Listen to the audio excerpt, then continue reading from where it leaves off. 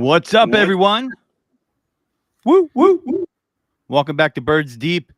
Cool McCain, the NFL genius, the Godfrey, THEE, GODFREY.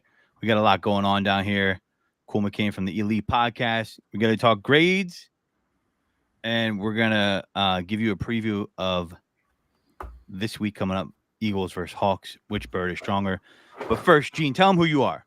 Mean! Woo!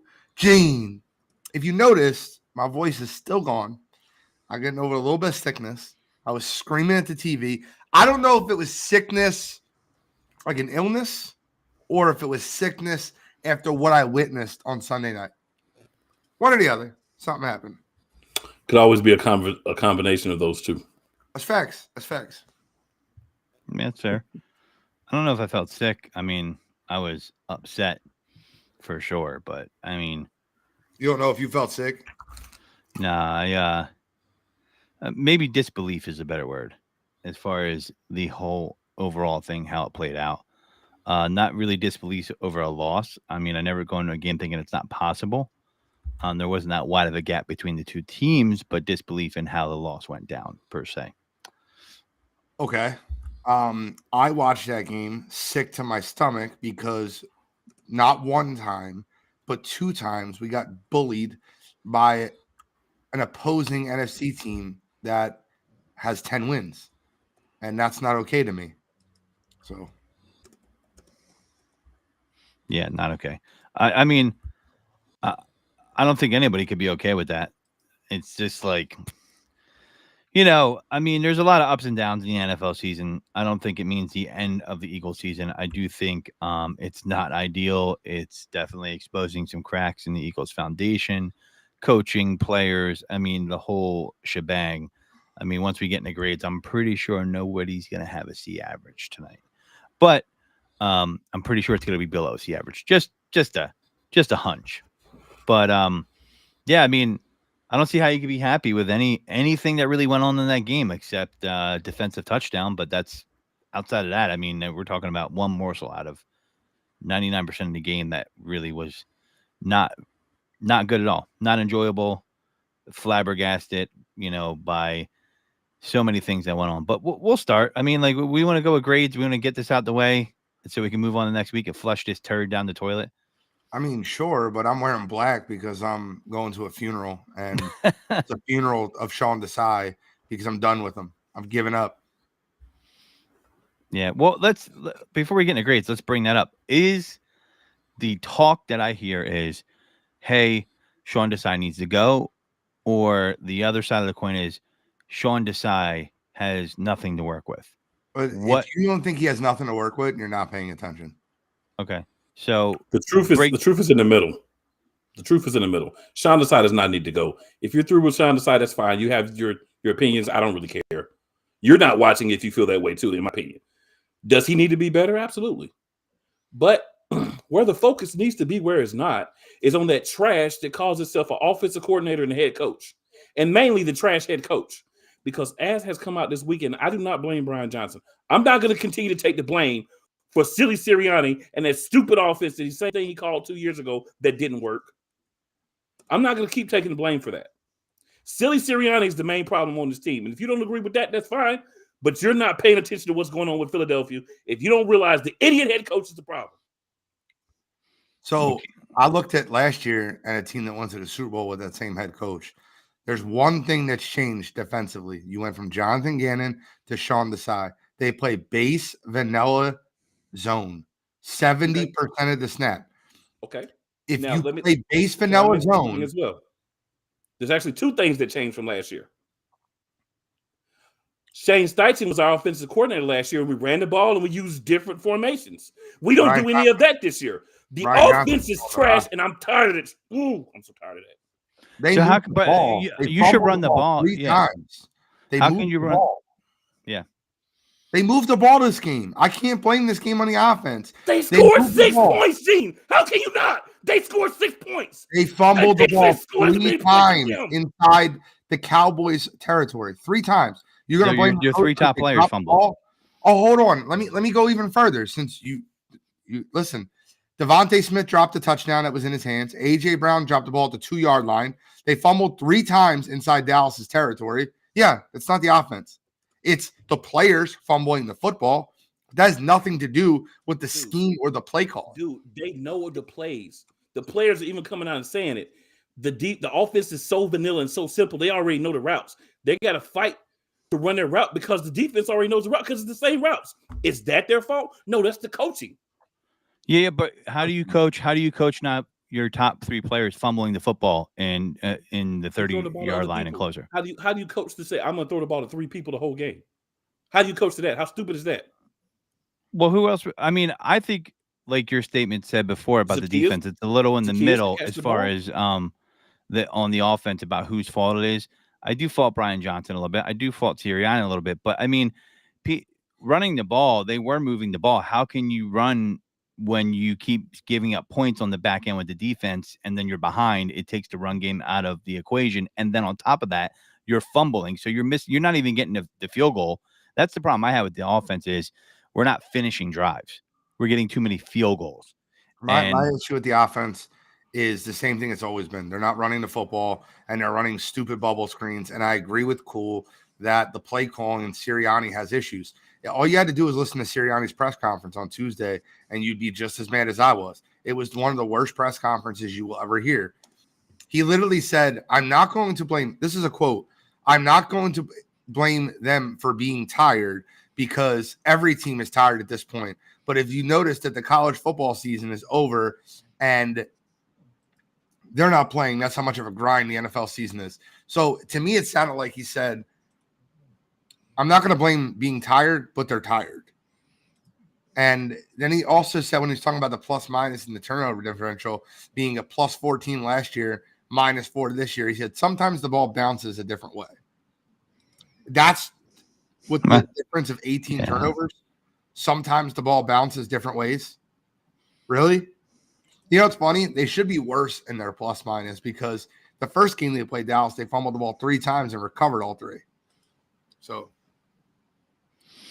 yeah, I mean, I want to address something real quick, Godfrey, because the defense to me is a bigger problem than the offense. And me and Cool aren't going to see eye to eye on that, and I get that. I respect him, and he thinks the offense is a bigger problem. I think the defense is a bigger problem.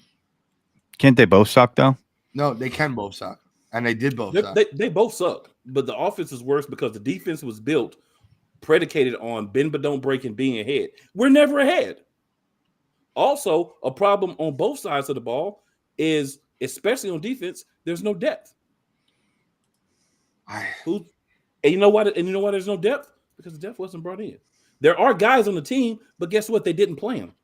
You know what I think doesn't get talked about enough as far as depth and defensive additions to the team is, I don't know why, but I think Nolan Smith not contributing to the team at this point in the season is a huge disappointment for whatever reason it may be. Him, the coaching staff. Ringo's not out there at all. Yeah. Well, Kaylee Ringo, I'm not as disappointed about because of his draft position and what he's done, hasn't done. Maybe he's still needing to develop. But when you take a defensive end in the first round, back half or not, they need to make an impact the first year at defensive end. And that is something that's missing on our defense is an impact. Sam Reddick can't do it all. We need someone on the other side besides Josh Sweat getting in there because remember, this defense is based off rotational. Trent Williams and Tyron Smith back-to-back weeks. They're the 2 of the best 5 left tackles in all football. He got bullied. Every other week of the season, Josh Sweat has been very, very, very good. Yeah, I'm not saying he's a bad player. But it's okay for Josh Sweat to have a tough game here and there versus left tackles. The issue I have with the defense is it's predicated on you have to get pressure with your front 4. And if you don't get pressure with your front 4, the zone is going to get carved up and diced up. The part that bothers me the most is this. They're going to go into Seattle and play a different team in New York and Arizona and New York. And we're going to believe that this team's better because you're playing against lower competition, less offensive lines, less quarterback play. You're going to play teams that aren't as good at football. And then we're going to be like, oh, it's suddenly fixed. It's not fixed. The scheme is broken. You cannot play base vanilla zone versus good football teams. They will absolutely figure you out and carve you up. So See, but that's the thing that I keep going back to this defense. I know Sweat has he went against people like that, and it's not to pick on Sweat. The reason why I'm bringing him up is part of the Eagles' strength in how they design their defense is rotational, right? So you don't have enough guys in the rotation that can make an impact. You're not going to wear those guys down because that's the type of game you have to play against the Trent Williams, right? You got to get him when he's weak on a snap because he's been in there the whole game, and you got a guy that's got more legs under him because he's fresh. So if you don't have enough guys in the rotation on defensive end, which they don't, how are we going to get pressure from the other side of the edge? And that's not the knock on Josh Sweat. I'm saying it can't only be Josh Sweat. It can't only be Hassan Reddick, the way they designed his defense. And I think, Nolan Smith was a great victory at the time during the draft, and he might end up being great. But how is this guy only playing special teams right now? Can I give you an example? Godfrey? Sure. When we played the New York Jets early in the season, did Sauce Gardner play? He was injured, right? Yeah, he did not play. Did their number 2 cornerback DJ Reader play? He was also injured. No, I believe. Injured. So they were missing their number 1 and number 2 cornerbacks. Yet the Philadelphia Eagles couldn't throw against the New York Jets very well. Oh, you know why? Depth at quarterback. Depth. That's you can why. say depth. You could say depth. You can't say depth. Team. And great coordinators like Robert Saleh, like Rex Ryan once was, like D'Amico Ryans. Great coordinators find depth through scheme. They make players look better than they are. I'll give you an example of that. Byron Maxwell. He used to be an elite cornerback on Seattle, got a huge contract, and went over to a different scheme and looked like trash. How about Nnamdi Asomugha? He used to be an elite cornerback in Oakland. They turned him into a zone corner in Philadelphia, and he was trash. So how about this? Team makes team. So how about this, though, G? Let me point out something to you. All right, so our last coordinator, Jonathan Gannon, when he was here, he ran something similar to what we see now, right? No, he ran a lot more man than he ran zone. The But reason they switched from 65% man to 70% zone. That's a huge difference. Okay, but similar scheme-wise. Man versus zone, but similar scheme-wise. The coordinator before him, Jim Schwartz, same type of thing. No, they're going to other places. They're going to other places. Completely different defense. And they're running different defenses. What I feel like, and you don't have to agree with me, doesn't matter. Okay. Nobody has to agree with me. The organization has a way they want the defense to play. I've said that before. And if you don't fit what they want you to play, you won't be here. So you have to play it a certain way. What I feel is we've got a first-year coordinator that hasn't had the say in the personnel that he's needed to get the guys that he feels for the scheme that he wants to run. So he has the pieces that he has, and that's what it is. Now, we don't have enough speed that we're playing. We got Sidney Brown, young guy, fast. He should be playing more. Reed Blankenship when he plays some speed. A lot of other guys, they're older people. Also, remember, last year we went 8 to 10 deep on the defensive line. We're running them in 4 at a time. We can't do that this year. That's a big difference. That's a huge difference.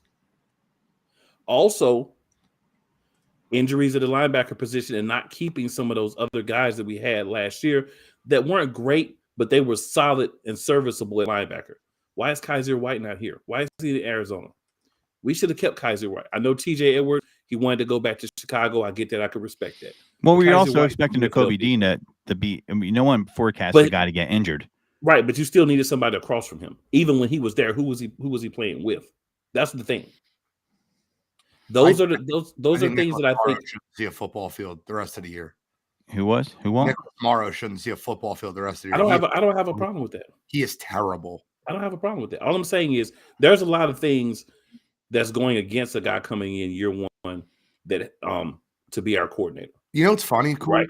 You say this, but yet you can point at one player on the entire starting defense that is below average, and that's the problem. There's one player that starts for that team that isn't good, and that's. But you just said that you can be good in one scheme and not good in another one. Nicholas Morrow wouldn't play any scheme ever. No, Nicholas Morrow shouldn't be on. I mean, he should be on the field, but we have to have somebody at linebacker. But that's the point. Even in the offseason, I said it then. I can go back and pull up the receipts from Elite. I said it then. We need better linebacker play depth-wise. Just because a guy may not start doesn't mean you want to have a piece of trash behind your starter. You're right. We had trash behind the starters. 3. And that's the problem. Yep. It's safety. We don't have enough depth of quality guys at safety, right? Now, you got to use what you got, and you got to develop guys throughout the year. And if you want to fault Sean Desai, you could give him a F on player development because all these young guys have not developed this year. They're not seeing the field. I don't think their secondary doesn't have depth. I don't think their secondary doesn't have depth. It's not being used. It's not being used. I mean, you can say that. Eli Ricks is getting absolutely torched out there. He's depth. Keely Ringo is getting abused when he's on the field. That's depth. But I'm saying early in the season, when these guys should have been getting snaps, they were not getting snaps. They just started getting snaps a couple of weeks ago. You can't bring in rookie guys, never played them early in the season, put them out there against the better offenses in the league, and then say, oh, they're getting torched, they're not playing. Well, of course they are. They don't know what they're doing because they didn't get the reps when they should have been getting reps. And I think James Bradbury's coordinator. James Bradbury is slow. Darius Slay is slow. They're not as fast as they used to be. We could run some different things if we would develop these young corners so that we could switch out sometimes. Maybe I think we do play too much zone. We get these younger guys in there that are fast, that are explosive, that can do some things that these older guys can't do at this point in their career. And I mean, Slay has already said pretty much, oh, I'm not hitting nobody, I'm not putting my head down, hitting nobody. I want to be able to have fun with my kids when I retire. So he's got one foot out the door in my mind. So if you're not all the way built in, if you're not here to take the hits, if you're not here to be a gladiator, go home. I mean, Slay and Bradbury were known for, correct me if I'm wrong here, they were man corners, right? They weren't always, they weren't. Bradbury's never been like, Slay is an elite coverage guy. He's always been an elite coverage guy. And by the way, Slay's going to get some for me too, because I think that Slay's played great, in my opinion. Great, not good, great. But you don't need to keep retweeting your PFF grades and how you're doing versus coverage. When you're playing in zone, PFF plays right into your hands because they don't have you locked up versus a single player. So it says 4 times targeted, 0 receptions for Slay. We know you weren't targeted more than you. We know you were targeted more than 4 times. We're watching the game, Slay. Stop showing that and retweeting that, because when you have 6 tackles in a football game, and tell me that no catches were made on 4 targets, that's inaccurate. Now, I think Slay's playing well for the position that he's put in, but don't retweet PFF when you're playing zone 70% of the time. And address the last thing that Cool said. Cool, I respect you. I love you. I get your point. I understand it. But I will say this. 3 different coordinators ran 3 different schemes. Jim Schwartz ran cover friggin' 0 all day. He ran man. The argument against him was that they weren't taking the ball away enough. So then Jonathan Gannon came in and ran cover 2 with 2 deep safeties, man, and got pressure from the rotating defensive lineman. But Sean Desai is running cover 2 zone, which is soft zone bullshit.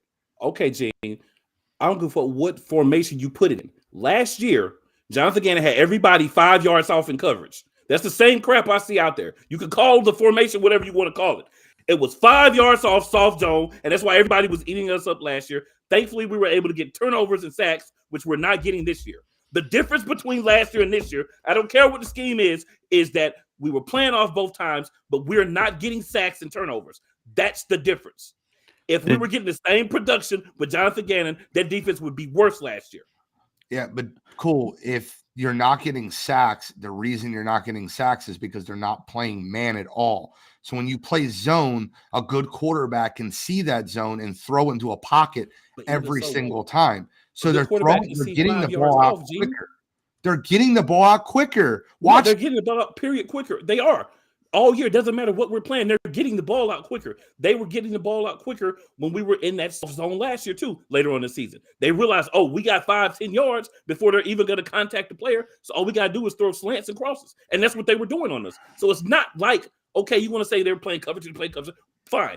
They were playing 5 yards off. They were giving guys openings. They're doing the same thing this year. The problem is we're worse at linebacker. That's a decision. That's something that comes from up top. That's the Howie Roseman problem. Howie Roseman didn't go out and replenish what he needed to do. That's the Howie Roseman problem.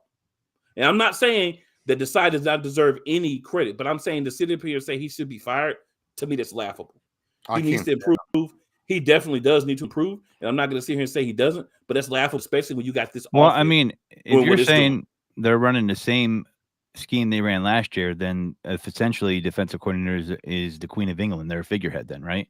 I mean, they're not running the same scheme. They're always playing off ball, which is they're still playing off. They were playing off last year. They're playing off. So off ball is correct. That is the same. That could be an organizational thing that the organization wants you to play bend but don't break. That could come from the top down. I understand that, right?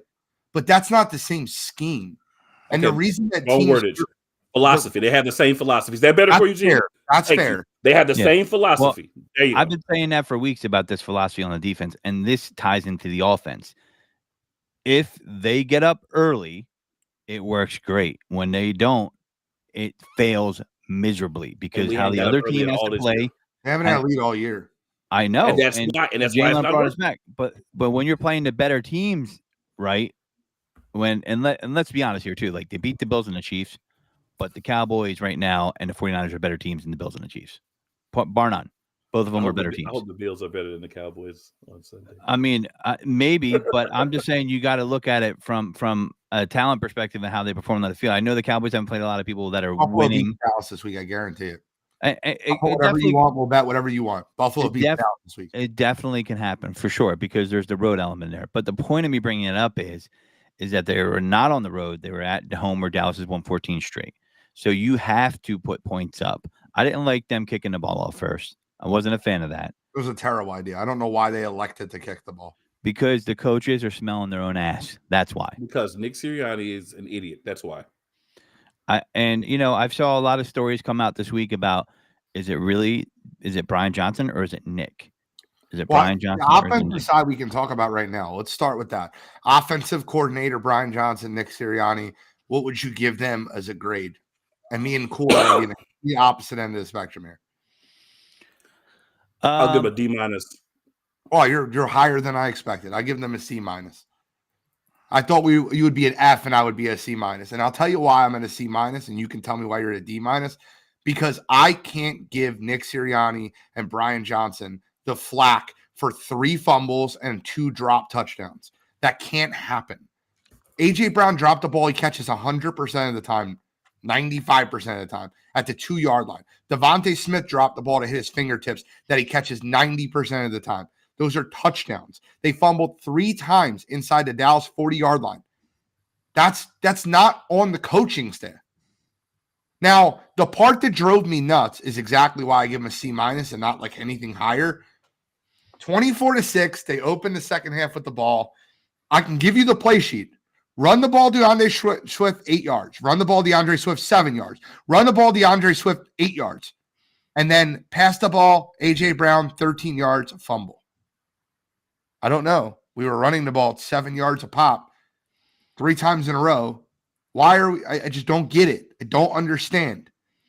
Well, I mean, at that point in the game when you're up 24-6, I think the Cowboys are going to like, okay, you want to run the ball? Go ahead and run the ball. I mean, and that's definitely what they're going to back off the run. In the beginning of the game, it definitely changes how they're going to approach the Eagles' offense. Running or passing, if you're getting 7 to 8 yards per play, it doesn't matter. You can run the ball. If you're getting 7 yards to play, it doesn't matter. Doesn't matter if you're passing the ball or running the ball. Right. No, I get 7 yards to play. Any team would take that. I hear you on that. I'm just saying their defensive approach is definitely going to change. And when you're up by 18, they're definitely not going to be cool. If they run the ball or they pass the ball and they're getting 7 yards to play, does it matter? In my mind, no. Okay, just check.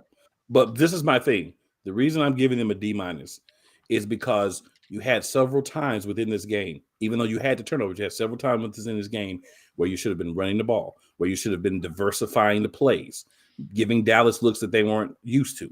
Seattle came out the other week with my man with the elbow jacked up, throwing the ball all over him because he looked at the matchups and said, oh, right there, this dude, he can't guard anybody. He's going to get a pick or he's going to get burnt. And they went and used that. We didn't do that. We did the same thing no matter what. We give the same looks. We haven't been unique. We haven't been different. That's why I'm not going to give them anything above a D minus. You come out and you show me something different. You try to make adjustments. You try to make the offense better, and then you turn the ball over. I'm not blaming you for the turnovers. I'm taking the turnovers out of it You take the turnovers out of it, this was still trash juice. That's why I'm giving him a D-. Yeah, I don't. That's everything you said. I agree with, except the last part. You take the turnovers out of it. I guess the 2 drop passes are on the coaching staff. Like, that can't put that on them. It doesn't go on the coaching staff, but the play calls, the fact that they're in the situations they're in because the other team knows what we're doing because we keep doing the same things. That's on the coaches. I'm giving them. If you scheme guys open, you allow guys to be in situations where they can sit and catch the ball, and they don't have a defender drug over them all the time. Maybe they catch better. I don't know. Crazy thought. I'm in between you and G. I'm giving them a D plus. I'm not going to give them a C. I'm not going to give them a D- or an F because I agree with Gene on a lot of parts about the players have to make plays. The part where I'm at the coaches is this is an aggressive defense known for getting turnovers. How in the hell does your 3 top star players get the ball punched out? Like, after the first time, guys, be on alert. After the second time, guys, be on alert. We told you they're going to punch the ball 3 times in a row. This wasn't non-contact, falling on the – It was almost the exact opposite ends of the game. To me, well, I'm saying go there, Godfrey. That's why I didn't even bring it in because I knew you would go there and I didn't want to steal your thunder. But I agree with that as well. Yeah. I knew you would go there with his coaching with the turnovers too. You're supposed to be coaching it up. So, but the coaches can't do anything when the players don't listen to coaching. And I don't know if that was the case or not in the situation, but with the drop passes, that's definitely not on the coaches. Not on coaching fumbling the ball. I'm telling you. Sorry. Well, no, I'm not. Listen, I'm not saying it. We're not saying it's on coaching. What we're saying is, as the coaches, when the first fumble happens, it's like, hey, bro, you need to really get on it and make sure you're securing the ball. If you got to get the ball and go down, that's what you need to do. It's one of 2 issues here. Keep turning the ball over. That's what I'm saying is on the coaches. It's the actual fumbles themselves are not on the coaches. It's one of 2 here issues. Either they coached it and they didn't respond, or they didn't coach it. We don't really know because we weren't on the sidelines. Godfrey, can I ask you a question? How do you coach not fumbling? What do you gotta, if you see them, certain teams play certain styles of defenses. If you think this team is going to be aggressive and they're punching the ball and they're having success, aren't you going to be on high alert about that? Guys, watch it. They fumbled 3 times when they played them the first time. They just recovered them all. They fumbled 7 times versus Dallas. But didn't they punch the ball out every single time this time? No, they ripped the ball out from AJ Brown. But they got it out there, right? We're not just dropping it. Yeah, we're not tripping over our own. Okay. So they're not going to be able to physically prevent them from doing that. But I'm questioning whether they were prepared, knowing this is aggressive defense, or they did tell them and the players didn't respond. Because if the player, and that's your end, right? The players didn't respond. The drop pass, they should have caught that. I agree 100%. The Smitty drop and the AJ Brown drop. The thing that I have a problem with is I just don't like this coaching staff. I think doesn't show the penchant to adjust on the fly. And I think them running the ball at the beginning of the half, like you talked about, was them trying to adjust.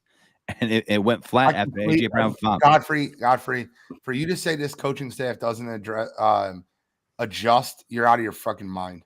They have versus Buffalo, versus Kansas City, versus Washington. Right. They've been down 10 times at halftimes. They've adjusted at halftime. Right. You actually made a statement on this podcast 3 weeks ago that they were just letting them get up in the first half so they could make the adjustments at halftime and they would be better in the second half. And the defense. No, that's not what I was saying. I was saying, are they just the way they're approaching the run game? Are they holding out on it? And apparently not. That was a question, not a statement. But I'm talking QB1 6:30. Can we go to QB1? Yeah, but dude, sure. I'm not saying that. Listen, I'm not saying they never adjust. I'm talking about you have to make timely adjustments. And if we're saying coaching staff on the offensive side has made great adjustments offensively every friggin' game this year at halftime. I disagree. The problem is they start slow. That's the problem. That's not true. They've had some, but I can't say they have it all the games. So I can't say that. I can't agree with every game. And then it's the players, right? Because I see Jalen not taking what the defense gives him sometimes. Yes, I agree with that. All right, so where is that at? Is that the coaching or is the player? We are not on the sidelines. It's got to be one of the two, right? So where's that adjustment at? Right? I still see them every game going for the home run instead of what the defense takes them. I don't see any adjustment from that. Where? I don't see it. So Godfrey, do you not think that the bubble screen is going for the home run? No, I think it's a home run every play. A home run play. That is such a low percentage balls, play. And everyone's talking about they go for the home run every play. Throw 5 deep balls in a whole game. But Oh, I'm talking about when Jalen holds onto the How many of ball you want him to be over 10 yards? when Jalen holds onto the ball forever, okay, and doesn't take what the defense gives them. Is that them saying keep your eyes downfield for the play? I mean, am I not seeing that happen? I don't know. I don't know that. Well, right. Neither of us do, but I'm going by what he's doing on the field. And we'll get into Jalen. I mean, I just, there's adjustments, there's game plan adjustments. There's, hey, in-game adjustments, you need to approach it this way, take what the defense gives you. And I don't see those type of adjustments happening. He's going to play on the fly. He's making some great plays, but we keep talking about like, well, we're not starting out well. So if we're not starting out well, what's going on there? Well, that's more of the reason I gave them a C- because they're not starting out well, and that's how this defense is built. They have to start out well. Well, their defense stinks. We'll get into defense in a minute. QB1, what are you giving him, Godfrey? Man, I'm not letting you pick between me and Cool this time. You got to go first. Yeah, I don't. I'm going to give him a C-. I just don't. I don't think. I don't like his footwork. I don't like what he's doing as far as selections of plays. Or I'm sorry, his reads. I don't like a lot of stuff he's doing, and I don't like him not taking what the defense gives him. And I see that it's a constant I'm seeing through the season. Maybe not the whole game, but a large part of the game. And I don't know if he's not comfortable with the plays. I don't know if he's not comfortable in general. I can't be about that. And, they finally start saying, hey, run the ball. And that was a great run. And then it gets stripped. It's going to happen. But the turnovers are a problem, right? I mean, he has more than last year and teams are attacking him. I mean, it's a lot, and I just don't like, he's not comfortable. Look at his footwork. Okay. Look at it. And I'm telling you, that could be directly connected to it. And I think part of that has to do with the difference in play calling and the difference in scheme from Shane Steichen to this year. I agree with that 100%. I give him a C- also. I think that them as a team have moved the football. They've ran the ball for 4.5 yards per carry. Again, any team in football will take that. Swift ran the ball for 3.5 yards per carry, Hurts 6 yards per carry, Gainwell 7 yards per carry, Scott 3 yards per carry. They carried the ball 23 times. They passed it 27. I don't think Jalen was terrible. I mean, 18 to 27. If you give him the 2 balls that should have been caught, it's 20 for 27 for 250, 260. I don't think he was terrible. I give him a C-. I think he was not great. The fumble definitely adds to that. I give him a C- there. So I got back-to-back C-. I'll give him a D. Okay. I expect more in adapting and adjustment. We've heard times where he said, you know what, I see this on the field and I do something different, right? I call an audible. He said that. He's talked about that. We need more of that, especially in situations where we've had a fumble, we haven't been moving the ball. Let's do something different, right? Yeah. That's where I think he can be, even in the offense, which I think is putrid right now, the play calling for it. I think you saying, all right, I'm going to call something different. I see that we need to run the ball. I'm going to adapt this into a run play. I need him to get rid of the ball quicker as well. If you don't have to play when you need to have to play, so you're not going to get hit or sacked, throw the ball away or just run out of bounds. I don't want to see you sit in the pocket as long as you're sitting in the pocket and try to set up big plays. And I'm not saying he's doing it all the time, but when they're happening, he's waiting too long.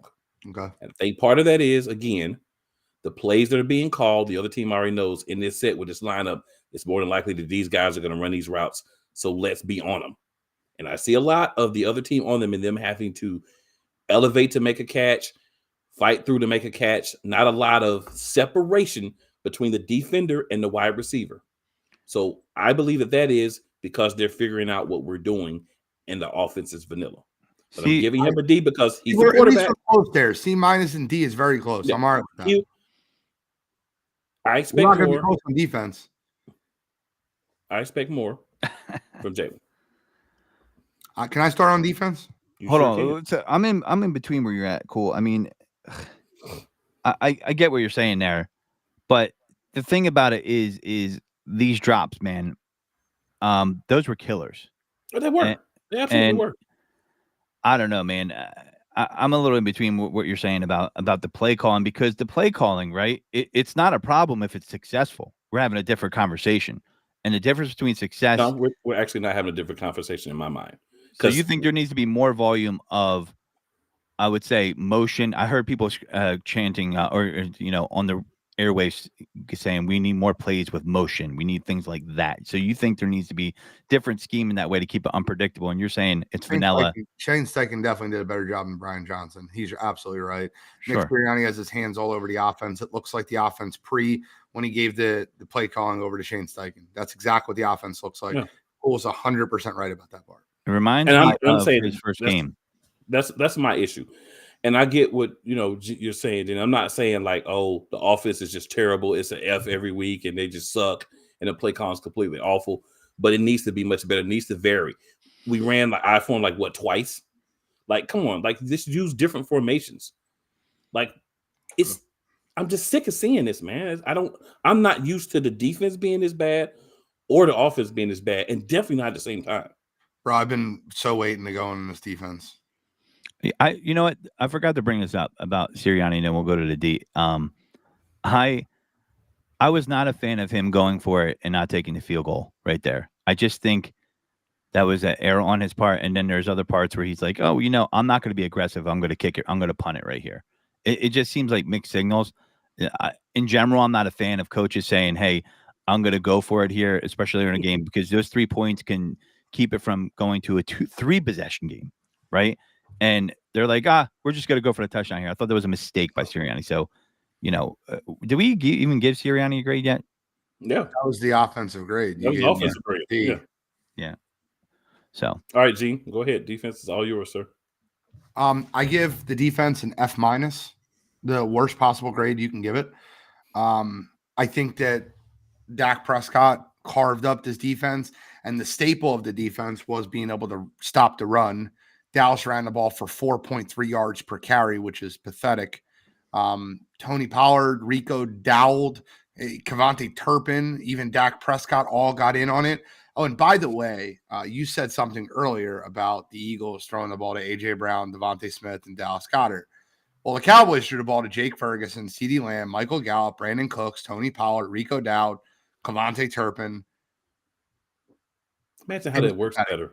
It's crazy. It was pathetic. It was a poor excuse, and they couldn't stop anything. And when you look at the team stats, it gets even worse. You want to talk about how bad the Philadelphia Eagles were? Let's talk about how they were on third down. The third down efficiency, 9 for 16. Are you out of your mind? How do you allow 9 for 16? It's like a hot butter knife. Oh, 9 for 16. Not wrong. Again, F-. I know I'm on my island by myself. I've seen enough. Chicago fans warned me about Sean Desai. I didn't listen, and it's all coming back to me. It's all coming back to me now. F-. Yeah, you want to go? Cool. Or you want me to go? Go ahead. I'm not an F, but I'm a D, and the reason why I'm a D is because you are a D. Yeah. Well, listen, big D, not Dallas, but I think just there's not enough there for Desai, but at the same time, in certain spots, not all spots, at the same time though, I'm not a fan of the scheme, and the reason why I have a hard time giving him a straight F. Question: how could you give him? How would you give him an F? What would he have to do for you to give him an F? So for me, when I'm grading the Eagles defense, because we talked about this earlier, and I've been saying this for 2 years, the philosophy organizationally, I think handcuffs Desai a little bit. So you give him a whole letter grade improvement because you think the philosophy of the scheme is the problem. Well, a D or F, if I took that home to my parents, that was a failure either way. So I don't look at a D as like a victory. F-. Listen, I'm not happy with the defense. The run game, I mean, holy crap, you're right. That was supposed to be a strength. It's not for some reason. They're running all over us, and that was surprising. I thought that was something we were going to be able to hang our hat on in that game. Um, You want to yeah, know the truth, Godfrey? Here's the truth, right?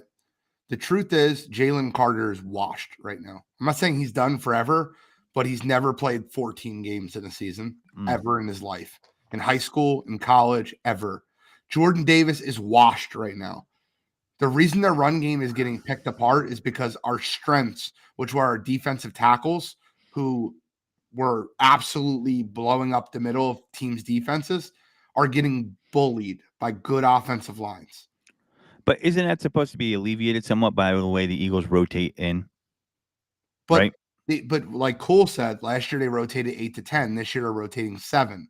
Then we Right. have three. They have 4 defensive tackles on the roster.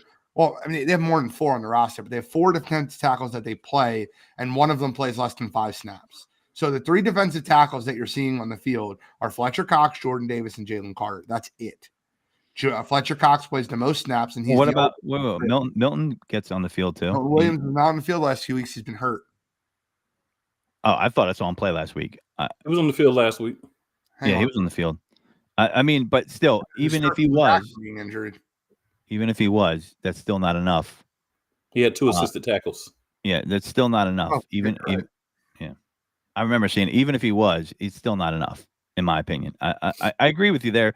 I mean, but that goes back to did Howie sign enough depth in the offseason? Like, where is our depth at? That's part how of many it. defensive tackles do you want? You got to have your defensive tackles in somewhat of shape. I think that I'm giving him a D as well. I think though, I mean, we can go into the details, but I'll simply say this: I think that the issue is we are expecting a lot from 2 young guys, and we did play them a whole heck of a lot early in the season. We ran those guys into the ground because we didn't have a solid rotation. So now we're getting on the back end of the season, and Gene is absolutely correct. They're washed. They need to play less snaps. Hopefully, this is something that we learn from moving forward. Didn't Jalen Carter miss 2 games, or was it 1? He set out most of the second Commanders game because he got hurt early in the game. They just kept him out for precautionary reasons. Jalen Carter played 43% of the snaps, 35 snaps. Played less snaps than Jordan Davis, less snaps than Fletcher Cox, less snaps than Milton Williams. He did. Tired.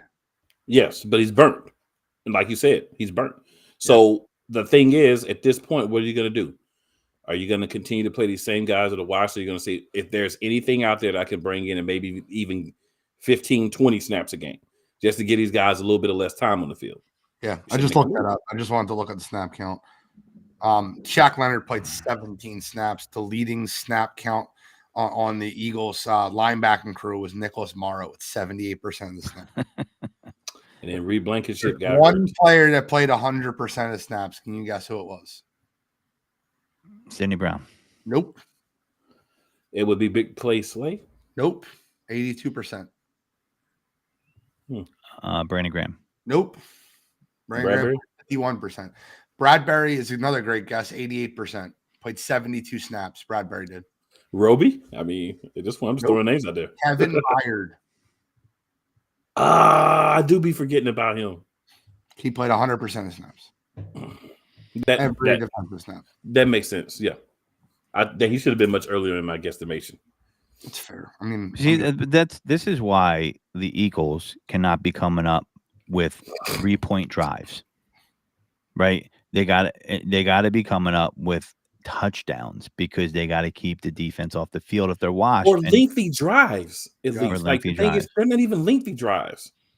Like even like when we were coming back and scoring, right, in the second half, it'd be like 3 plays for 75 yards. It's like, bro, I'm glad we got the points. Don't get me wrong, but you're still not helping the defense because they got to still hop right back on the field. And that's a combined thing, right? So every week you're adding up. So if we can just this last couple of weeks, man, it's not going to happen. Don't get me wrong. I don't have any expectation it's going to happen. But we can actually say, let's run the ball 30 times. Let's give Swift 20 carries. Let's give the rest of the backs 10 to 12 carries, right? If we would just do that, I think we would get good yards running the ball because we have a great running offensive line. But we're not going to do it. You know why we're not going to do it? Because Nick Sirianni wants to throw the ball and he wants the big plays. He doesn't want to be meticulous down the field. I don't feel like. I'm not in the man's head, but just from what I'm seeing all season. And when he was the main person calling the plays 2 years ago. He wants the big plays. He wants the passing game to be the reason that we're successful or not. Micah Parsons plays 90% of the Dallas Cowboys snaps, and he hasn't had 70 snaps in one football game this year. I just want to be clear. So you're absolutely right. When the defense is on the field as much as they are, they will get exhausted. You could look at someone like DeMarcus Lawrence, the defensive end for Dallas. He plays 48 snaps per game average. I'm sorry, that's his high this year. He plays 35 snaps per game average. Average. Yeah. It's a problem. Yeah, and I want to amend what I said earlier. So we'll say they make adjustments. I want good adjustments. Coming out of like, I don't want, oh, you know what? Let's throw a fucking bubble screen to someone. Okay? Let's get the offense going with a bubble screen to Julio Jones, who's dust. Okay? Like, I don't. You don't have to worry about that this week. Julio Jones seen zero action. Yeah, so, I just think he was on the field 3 times.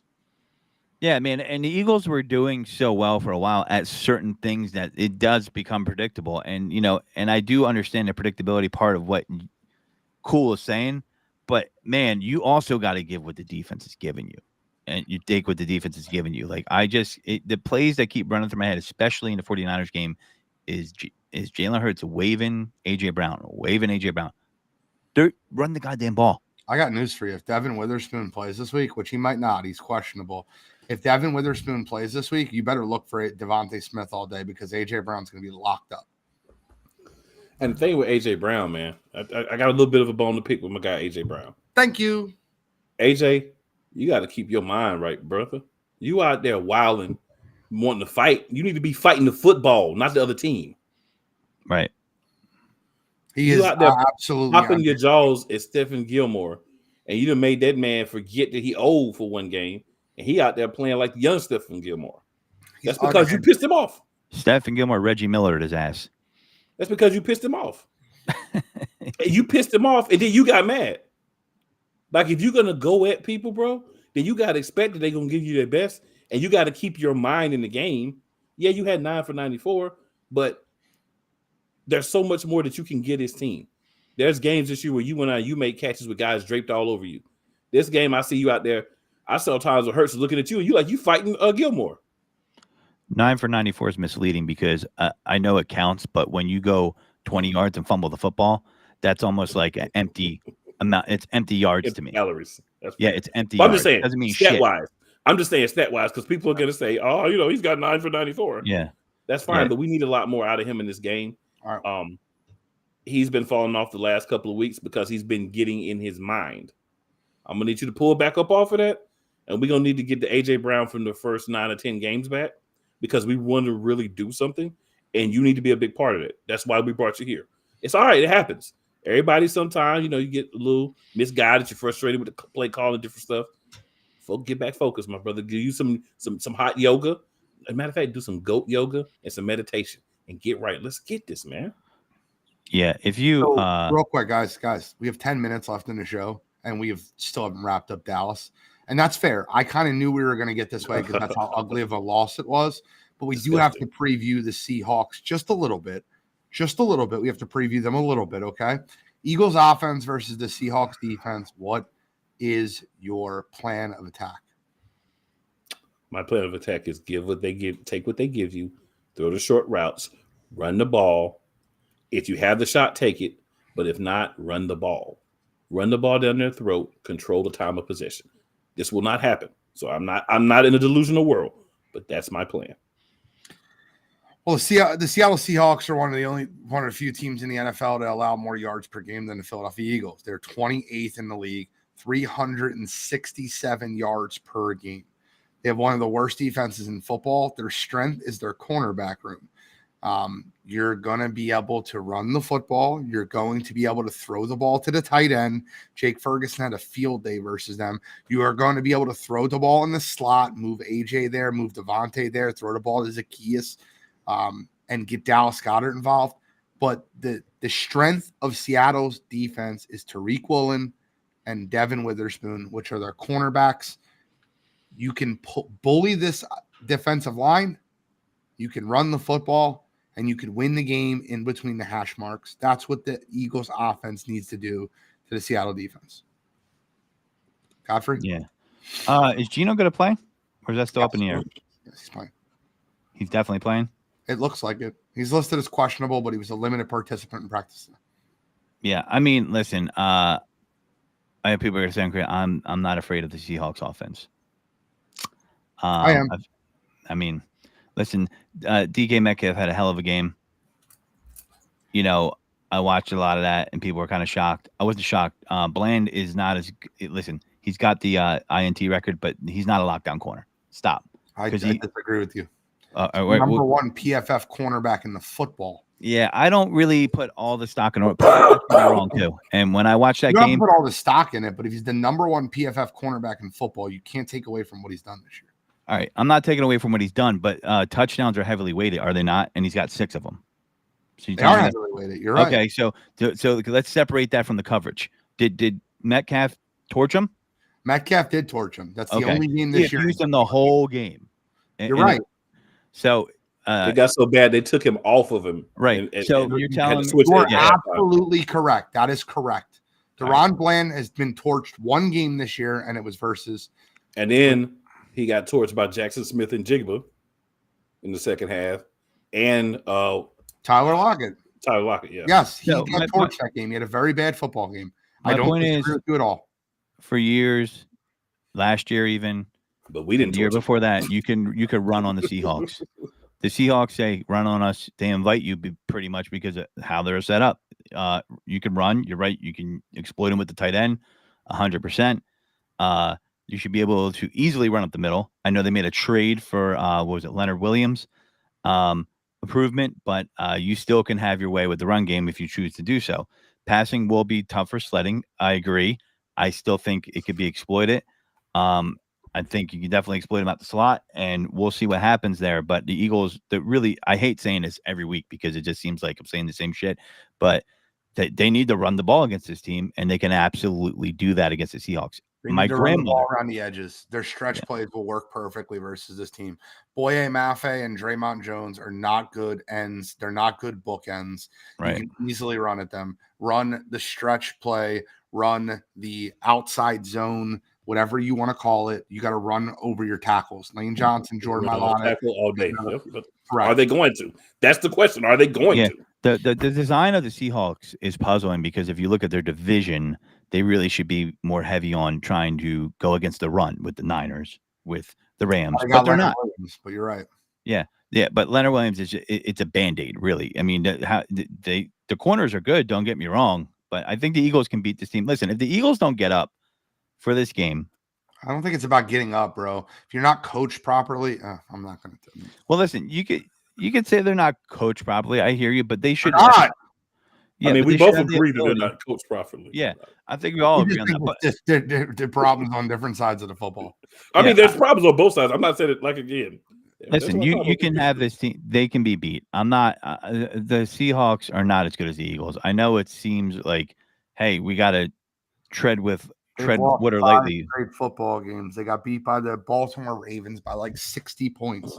How did the Eagles' defense stop or slow down Geno Smith and the offense? Because that's where my biggest issue is, and we have to cover that part too. We only have 5 minutes left, boys.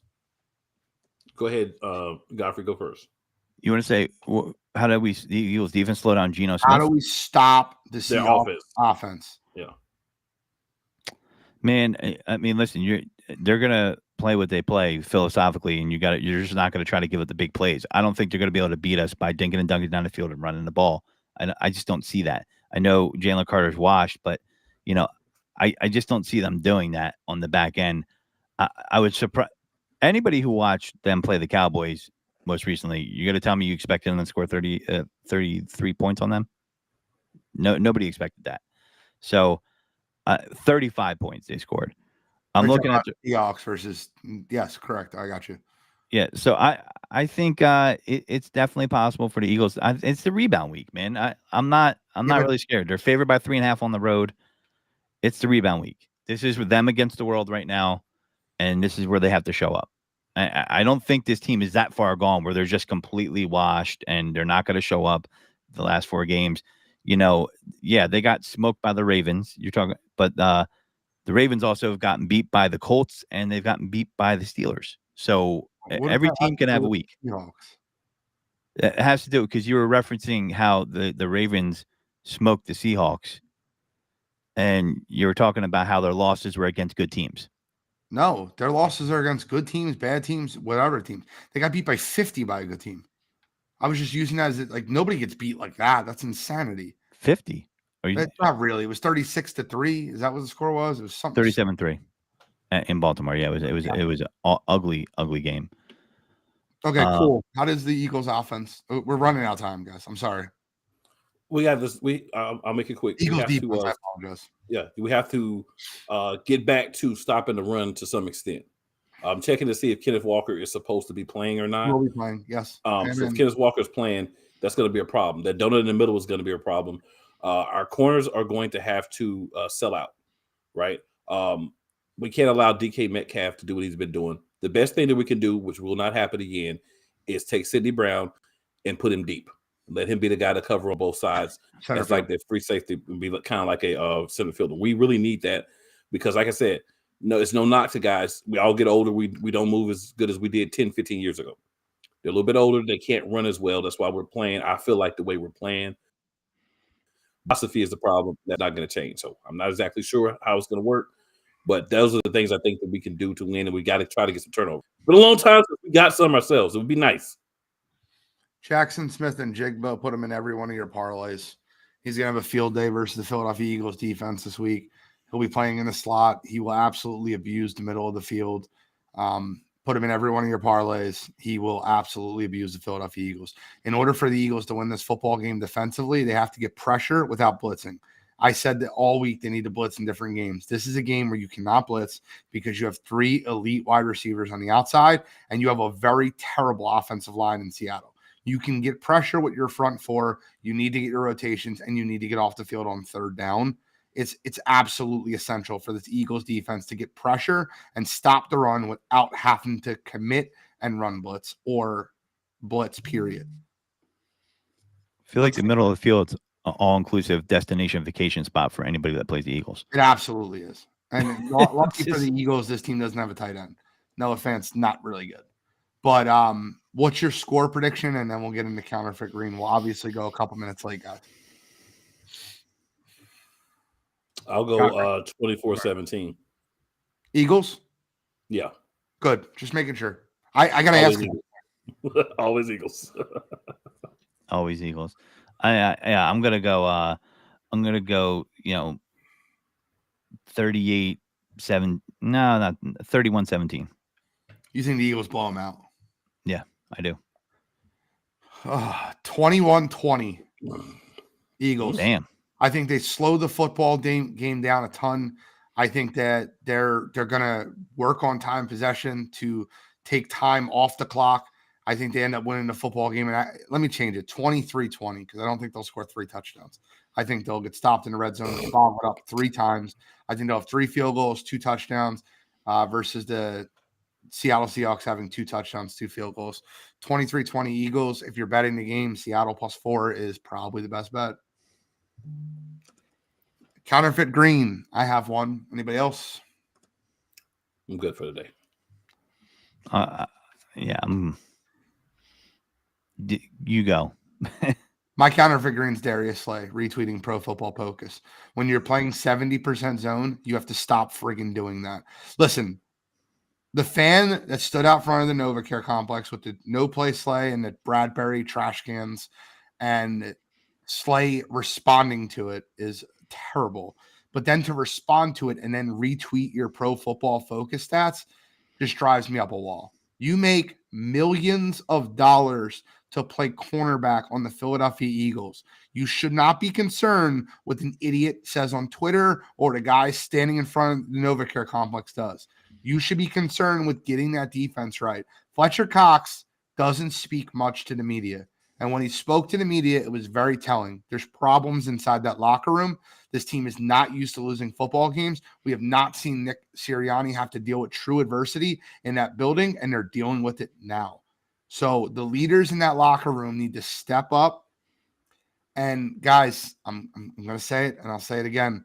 A.J. Brown needs to shut the hell up. He is talking way too much. He's getting in fights with other teams. I fully believe that quote was A.J. Brown. The anonymous source, and then it came out that it was A.J. Brown, and he denied it. I fully believe that quote was A.J. Brown. So yeah, me too. There's locker room issues. Yes, the quote was supposed to be multiple sources. Will you say that A.J. Brown was one of them? Absolutely, he was. Absolutely, he was. But I think it was more than just him. I feel like when you get paid $20 million on a team, you need to be about the team and keep things in the house. They're paying you a substantial amount of money to be a team player on this team. You do not need to air grievances out with other people. You need to have those talk. If you're $20 million, you can walk into the coach's office and tell the coach your grievances. You don't need to say that to a reporter. You don't need to say that to anyone else. Fair. That's fair. That's my problem. Well, the reason why he's probably doing that is he might have had grievances and a coach disagrees. And so since he's not getting what he wants. Well, I'm going to say right now, and to Nick Sirianni, everything is fine. It's a freaking idiot. Well, you inspire me. His press conference was the worst press conference I've ever heard. I don't know if it was just coach speak and he wasn't trying to give us anything and he's doing more behind the scenes, but the comments that he said, like, dude, I could have stood up there and gave you better answers than Nick Sirianni. And I'm not in the locker room. You inspired me for my counterfeit green because that Nick Sirianni is my counterfeit green. He can't be going up there like Bill Belichick, like he's got 6 Super Bowl rings, right? Like he didn't do that. He answered questions. He just answered them terribly. Yeah, well, it was stupid answers. They were answers. My thing is but he seemed defiant almost. They were stupid answers, but it seemed like he was annoyed. Like, oh, you know, and that's the kind of stuff. Like, if you don't, he doesn't have Nick. You don't have that equity yet. You don't. I mean, maybe he thinks he does because he got the Eagles to the Super Bowl. But in Philadelphia, you get equity with championships, not second place. I just feel like that when you go up in a press conference and listen. It's like Jimmy Johnson said, and I hate quoting the Dallas Cowboy. If you want to talk the talk, you got to walk the walk. And Nick Sirianni loves gloating and talking the talk when 100%. That team's winning. When that team's losing, you got to walk the walk. You have to be able to hold people accountable and have those conversations, and he doesn't. That's a problem. You're yelling at Chiefs fans. You're yelling at Chiefs fans like, well, I don't hear you now. And it's all cute and funny, and we make fun of him for being a little nerdy, but you can't answer questions like that in a presser if you're going to be an absolute baby when you lose. You can't do that. And I couldn't stand the way he did it. Well said. Anybody else have any? I'm losing respect for Nick Sirianni daily. Derek Dempsey said that's why they need a players only meeting. I agree with him. Guys, I love talking football with you every week. We're going to do it again next week. Hopefully about a win, previewing a Christmas Day game. All I want for Christmas is for the Eagles to win out and figure out what they're doing wrong. That's all I want for Christmas this year. Oh, and a podcasting chair. If you guys want to send it to me, I'll send you my address. DM me privately. I'm the NFL Genius, Gene Walzak. Cool McCain from Eagles Elite Podcast, the Play Callers Podcast. My guy's just all over the place, killing it. D Godfrey, THEE. Me and D Godfrey will be on next on Sideline to Sideline, breaking down every NFL game, including this awful football game that's being played tonight. So thank you guys for tuning in to Birds Deep this week. Any final thoughts, gentlemen? Hey, strap up because this is when this is live action. You know, these last 4 games might not be great opponents, but you're gonna have their Eagles got to show what they got to do. So Eagles fans, strap up. It's gonna go down to the wire if you get the number 1 seed or not. Fly Eagles fly. We got to do something this week. You play to